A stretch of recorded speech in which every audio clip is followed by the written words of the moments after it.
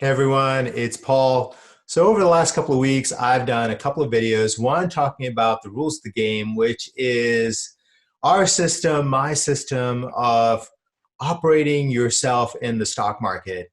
In other words, if you simply go and just invest, trade, speculate without any sort of guidelines, rules, or certain mode of operation, oftentimes you find you end up losing money, selling stocks when they're going up instead of holding on to them, buying more when a stock is going down. And then as a result of that original video of Rules of the Game, I also did a video last week about identifying what your role is in the stock market. Are you a trader? Are you a speculator? Are you an investor? And so make sure to go check out those videos. So I got a number of questions as a result of those videos that I'm going to answer this week. And one of the questions that actually has come in from time to time across all of our videos is folks asking me if I can, or if Bull Profits, our team, can invest their money. And we want to make clear, and I want to make clear, the difference between a financial advisor and what we do. So Bull Profits is a publishing company that publishes a number of newsletters for which I select the stocks for. So it is a publishing company. In other words, we have a number of newsletters. You subscribe to them. We do have one free one, which is called Bull Profits Daily. And we'll put a link down below. So if you are interested in getting our free e-letter, you can get that. And then we've got Profits Unlimited, which is our flagship newsletter. It goes for anywhere between $50 to $100. Depending on the offer that you respond to. And then we have a number of premium price newsletters that cover the small cap area of the stock market, the mid cap area. We've got some option newsletters. We've got a micro cap stock newsletter. So we publish newsletters in which are stock ideas. So you may be thinking, well, Paul, that sounds a lot like financial advice. So this is the difference between what we do. We are publishing ideas. And a financial advisor is someone that actually will work with you one-on-one to actually work out what is an appropriate financial plan for you, what is an appropriate amount of risk for you to take in the stock market. We'll come up with various investments that may or may not include stocks. It may simply be something where the person guides you to various forms of mutual funds. If you're super wealthy, it may include hedge funds. It may include private investments. So a financial advisor knows and understands your personal financial situation.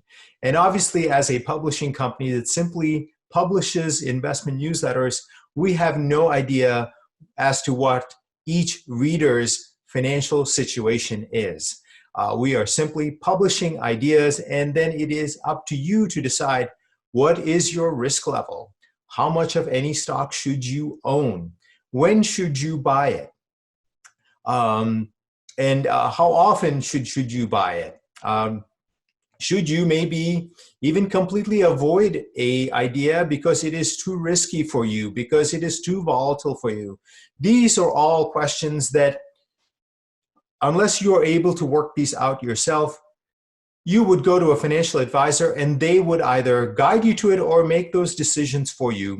More often the second in terms of financial advisor. So the other things a financial advisor takes into account is your age, your income level. Are you retired or not? What should your allocation be to stocks or bonds or any kind of particular investment of any kind? Are very speculative services appropriate for you? Are trading services where there's a much higher likelihood of loss appropriate for you? So these are all things that a financial advisor can guide you to because they are looking at your entire financial situation.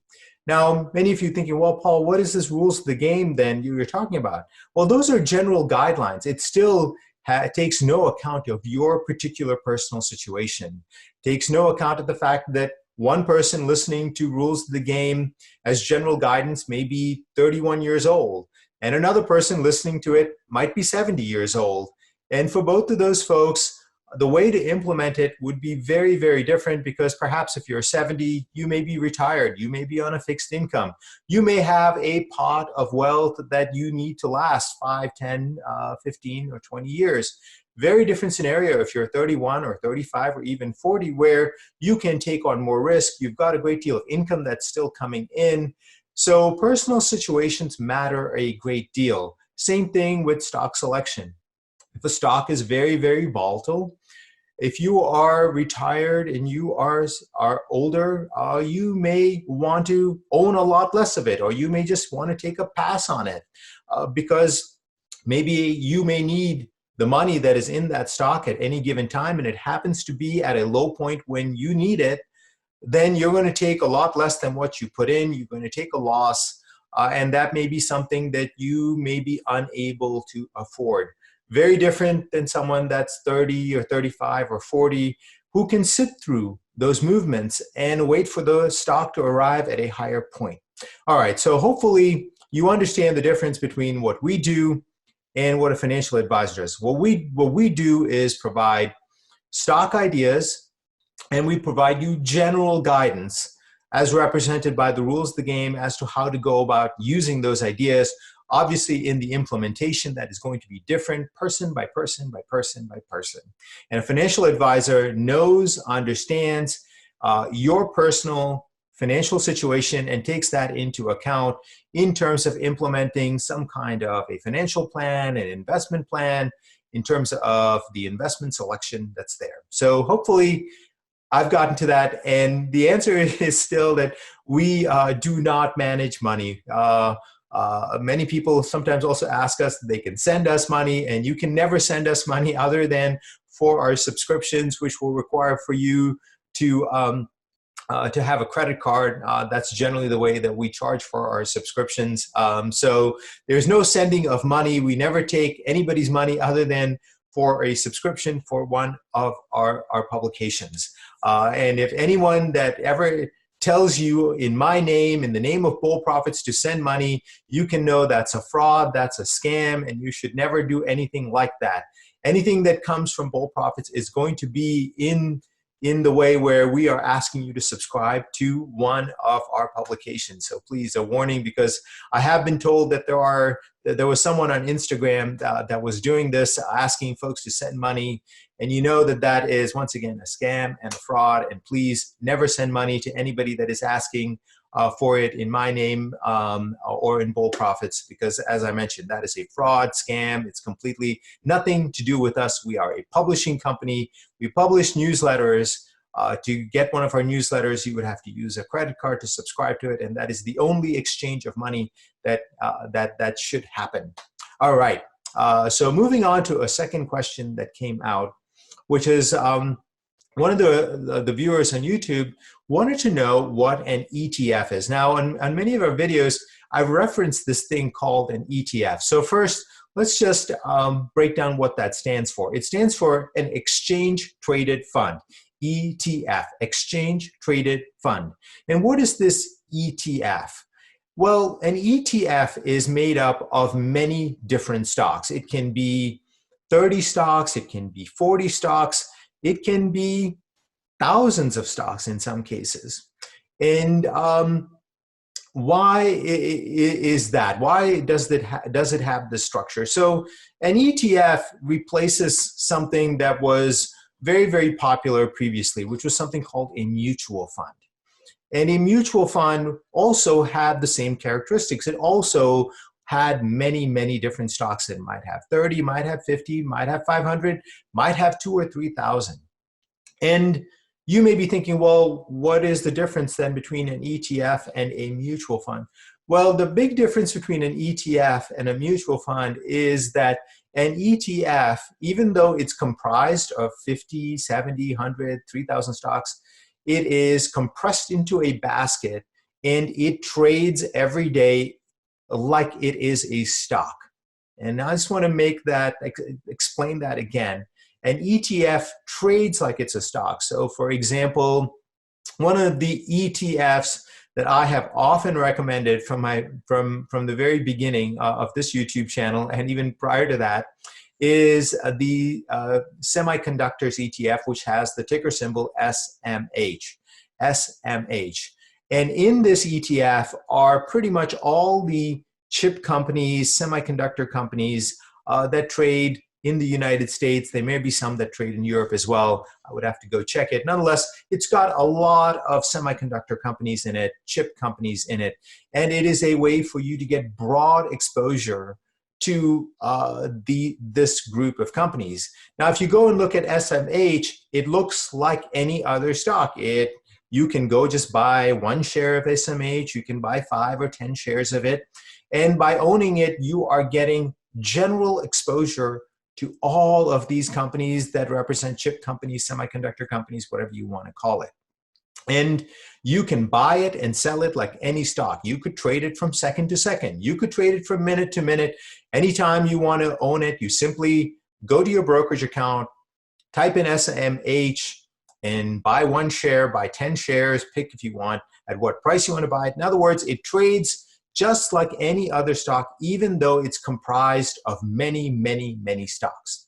All right, so that's the difference between a ETF and a mutual fund, where a mutual fund, let's say it represented the same group of companies, you can only sell it once a day.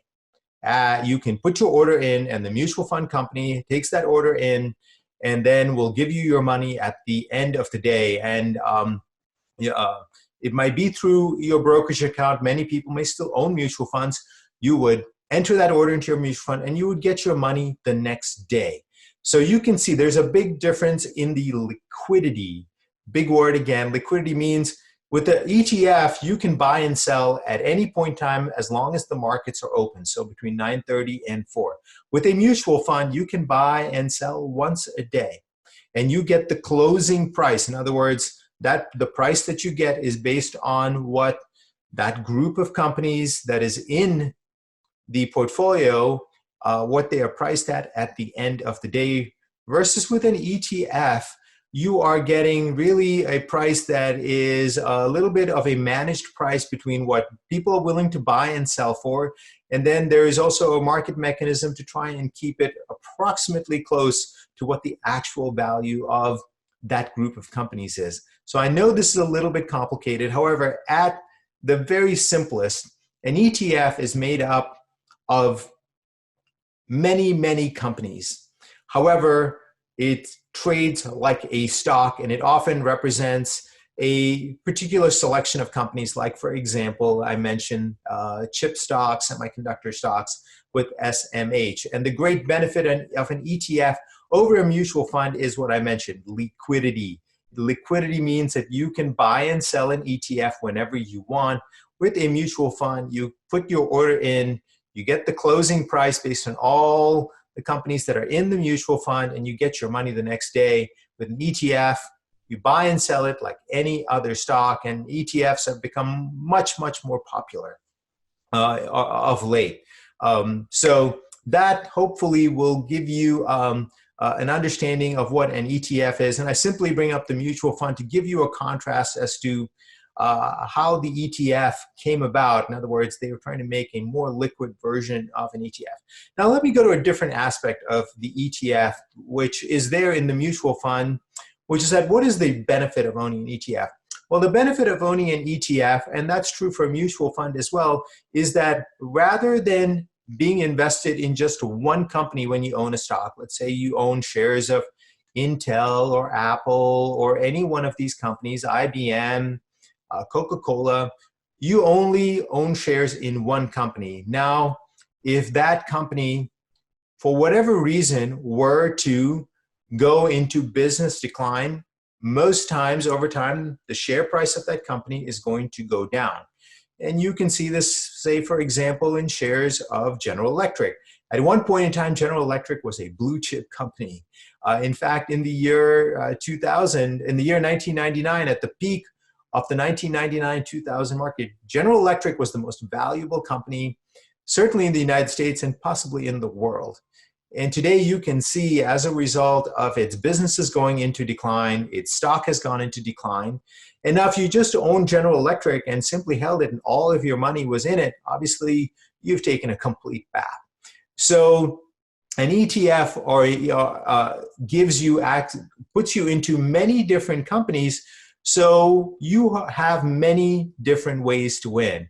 Now, some people will call that diversification. I simply call it giving yourself many ways to win, because if you own a portfolio of 5 or 10 or 15, 20 or 30 or 40 companies, now you're giving yourself many ways to win. Any single company can be a failure. However, it's likely, even possible, that at least one of those other 39 companies, assuming that there's 40 stocks in your ETF portfolio, are going to be successful and that you are going to get the benefit from.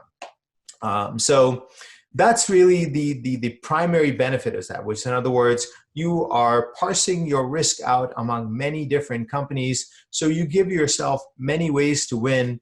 And to the extent that you have a failure or two, it can be absorbed and you can still make money, which is also why one of the rules of the game is to build a portfolio and to follow your portfolio return, because anyone can be wrong, including me, about any single stock. Stocks are something where if you own a portfolio, usually just a few stocks carry that portfolio. All right. The last question I want to answer is one that came in response to the last video that I made, which is that someone asked that, hey, if you lack the time for the time frames that we use at Bull Profits for the vast majority of our stock publications, our option publications are much shorter term in terms of their time frame. We try to get in and out of things, generally speaking, within about 6 weeks. However, sometimes it can run for months, depending on what goes on with the market. However, with our stock model portfolios, with our stock investments that we have in our publications, generally speaking, everything is in our portfolio for a minimum of 1 to 3 years. And yes, there are exceptions, as one person put down and said, oh, I'd sold XYZ company and ABC company out of Profits Unlimited before 1 year. Yes, it can happen where there are certain circumstances where I believe that the stock can go down, or it no longer is appropriate, or their business has changed, their trading structure has changed, then we are going to sell it and move on. I did say, generally speaking, our time frames are between 1 to 3 years. I can also just say this generally, in the stock market, you never can have hard and fixed rules. You always have to adapt to the facts that are out there, the market that you're trading in, and what is happening and what your understanding of the world is. So at any given time, certainly there can be violations of this time frame. However, as I mentioned and repeating again, generally 1 to 3 years, and in some cases we will stay much longer, 5 to 7 years.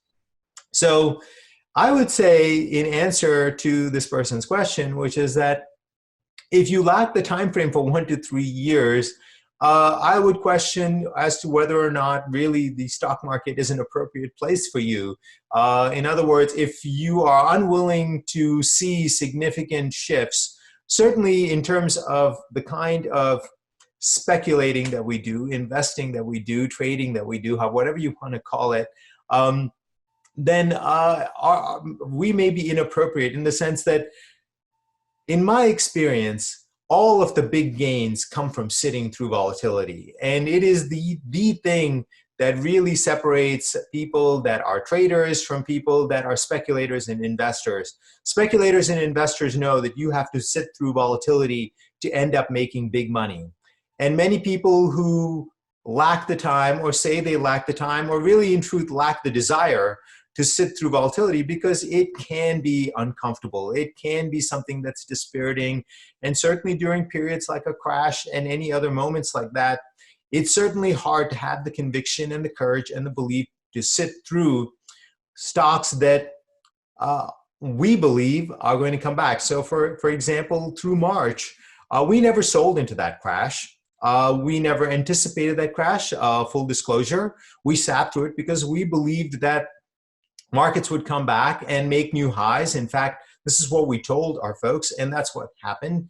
And so if you're someone that lacks the ability, either because of your age, your income, your cash balance, your particular needs, I would tell you a unsatisfactory answer, which is that you should, in all likelihood, simply have a lot less allocated to the stock market, or maybe find much smoother ways to go through the stock market. ETFs that I explained earlier may be one way, since a basket of 40 stocks, 50 stocks, 100 stocks can be a much smoother ride than owning 30 or 40 individual stocks that are more volatile.